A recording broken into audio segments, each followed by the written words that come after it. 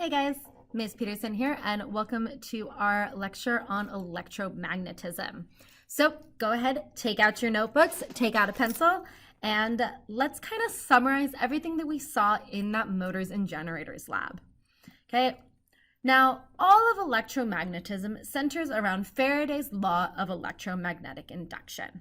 Okay, now this means that a moving charged particle, aka current, creates a magnetic field. Okay, aka current can induce magnetism. Now, the reverse of that is also true. Changing magnetic fields can induce current. Okay, but note, only when that magnetic field is changing. Okay, now often you'll hear this change called flux. Okay, flux is another word for a changing magnetic field. So you can also say that magnetic flux induces electricity. Now, there's a couple different ways that we can change the magnetic field. We can change its strength, either increasing or decreasing its strength, or we can also rotate a coil or something within a magnetic field. Because when we change the area of that coil exposed to the magnetic field, it also changes the strength of the magnetic field. Okay, so anything you do to change that magnetic field can induce current. Now, this is also how transformers work. Okay, transformers use two coils of wire. When they turn on a magnetic field or turn on current in one of the wires, it creates a magnetic field. Now, if that magnetic field is changing, it can then induce current in the other coil. This is how, this one is an example of a step-down transformer where it's going from a lot of turns to a little bit of turns, so high voltage to low voltage.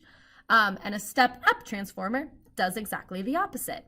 But it's just from using electromagnetic induction to use current, create a magnetic field here.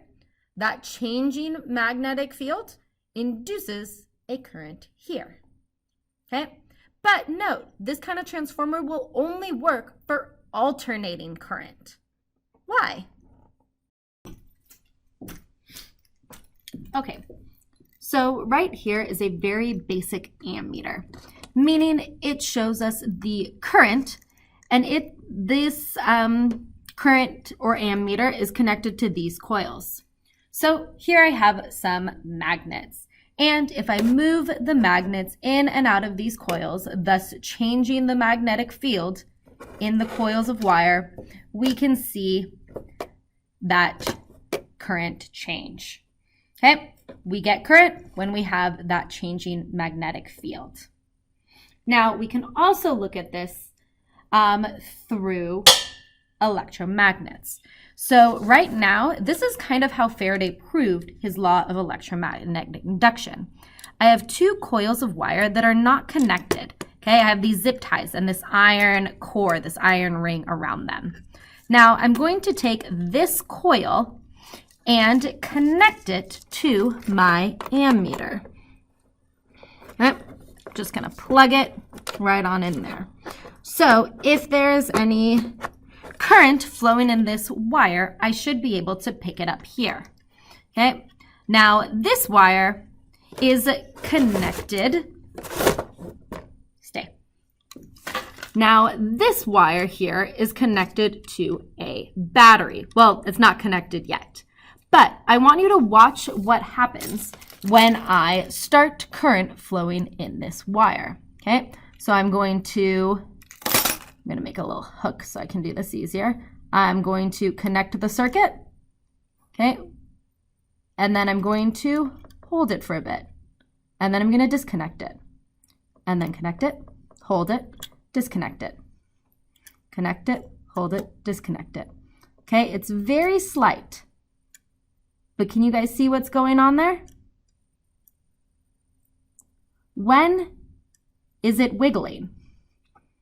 And why does this kind of thing prove that alternating current is easier to transform? You tell me. So we're going to use a lot of electromagnets. They're really important in electromagnetism. All an electromagnet is a magnetic field, that's what a magnet is, created by a coil of wire. Coils of wire are also called solenoids. So if that coil of wire has current running through it, it will create a magnetic field. And normally we'll use a metal as a core of our electromagnet, like the nail that we used in class, to kind of help enhance that magnetic field, though it will exist even if that coil was just in air. Okay, cool. And if you guys are curious, magnetism also has to do with electrons, specifically how electrons are spinning. Now, spin is a very advanced quantum physics concept, but they're both connected to electrons, which is why they have this connection. So now electromagnets are super important in creating a motor. And a motor uses magnets, electromagnets, and current to create rotational motion. Okay, basically it uses electrical energy to create rotational energy. The most simple motor, you can kind of think of it like this. We have a north and south permanent magnet.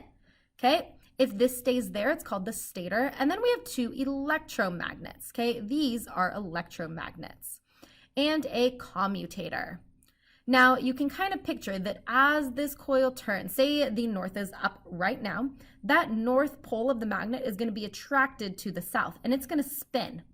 But eventually, that's going to flip the direction of the commutator, and then it'll flip the polarity of the magnet.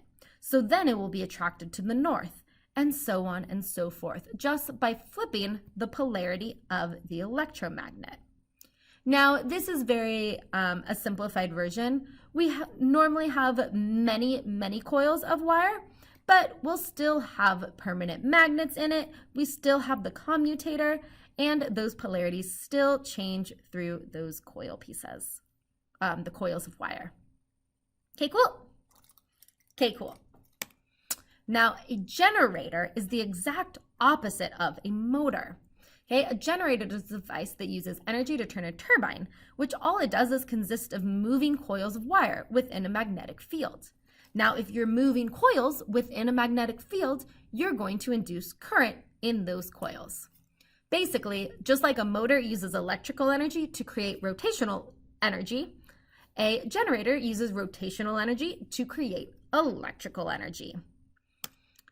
And here's a model of a simple turbine generator with steam. So steam goes in, turns these turbine blades, which turns a bunch of coils of wire that are in a magnetic field, and that creates electricity. Okay, cool? Okay, cool. That's all we need to know about electromagnetism.